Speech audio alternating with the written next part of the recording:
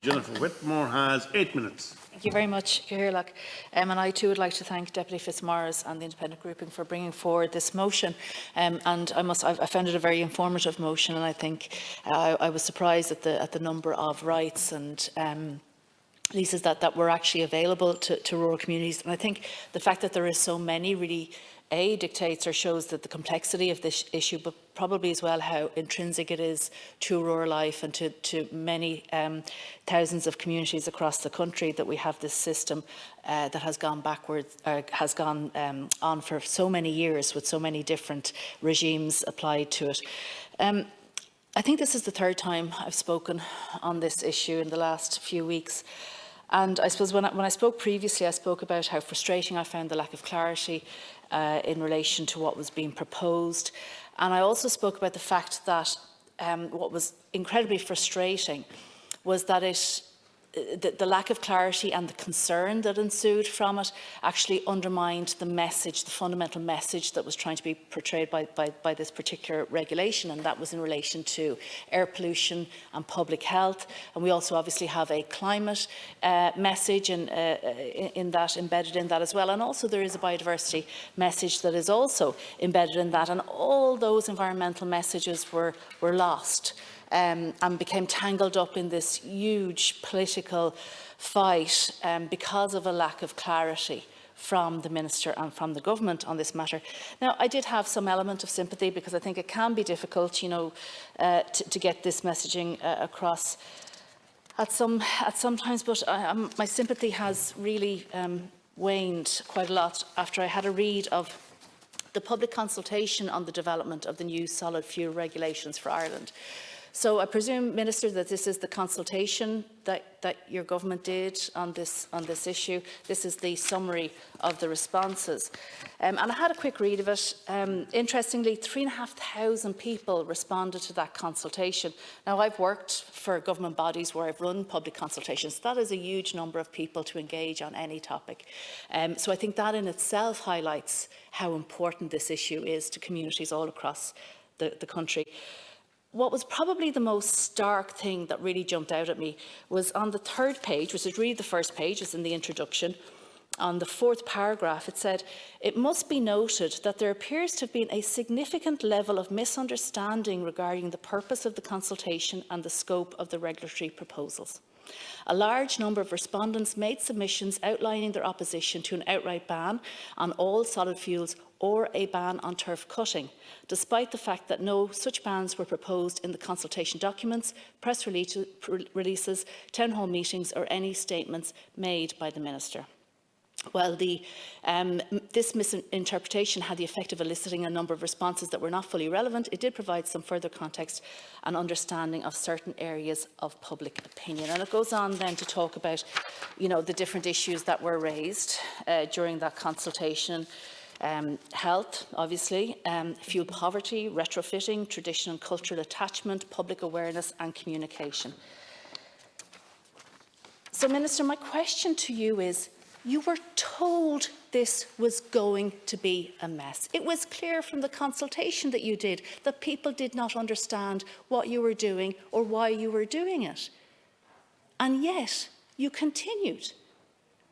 And because you refused to listen to the 3,500 voices, the people who took time out of their day or their week to actually engage in this process, because you refused point blank to listen to them, it's in the page. It's in the first page.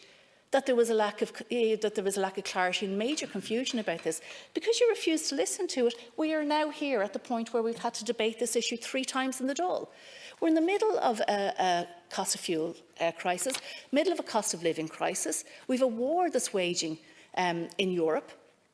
We have climate crisis, biodiversity. We have so many other issues. We're about to hand over €1 billion to a private entity where where there is a lack of clarity about who's going to control it. We have so many issues to be discussing, and yet this is the third time we're discussing this when you were told by the public that it was unclear what you were proposing.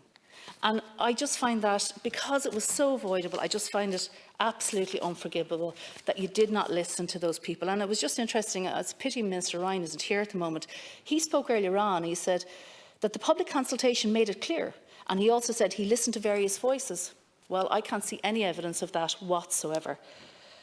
The specific issues that were raised by people said that they had concerns in relation to fuel poverty, including affordable alternatives to solid fuel that are needed, and the cost of retrofitting is too high. Strident regulation of solid fuels would constitute an attack on rural Ireland and traditional home heating practices. So everything that we have been saying, and all the members of the opposition, and actually, in fact, members of your own government have been saying for the past 2 weeks, the public had already told you.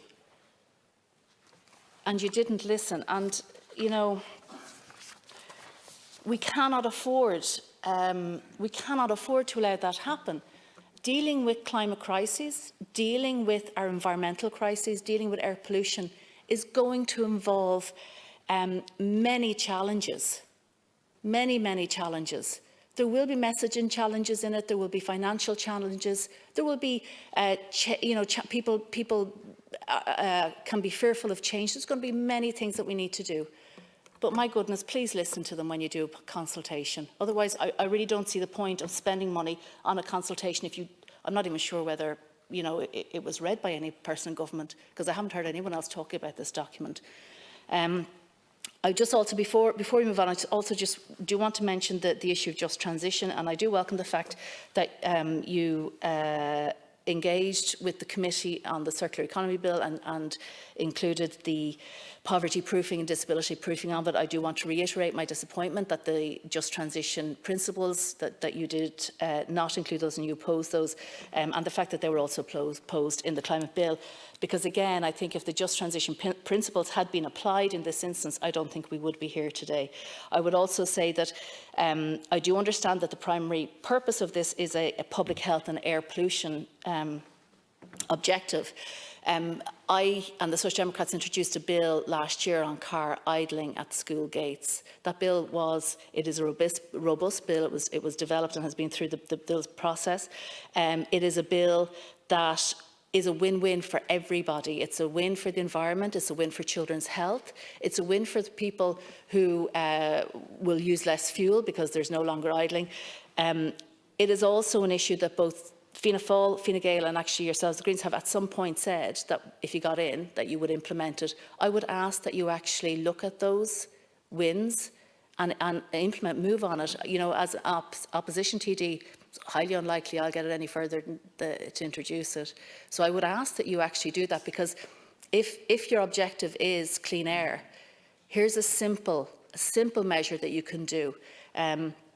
And that has already essentially been approved and given the green light by your party members. So I would ask that you would actually look at doing that.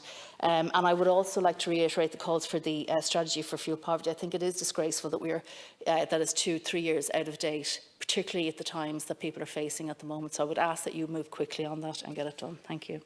Thank you, Deputy.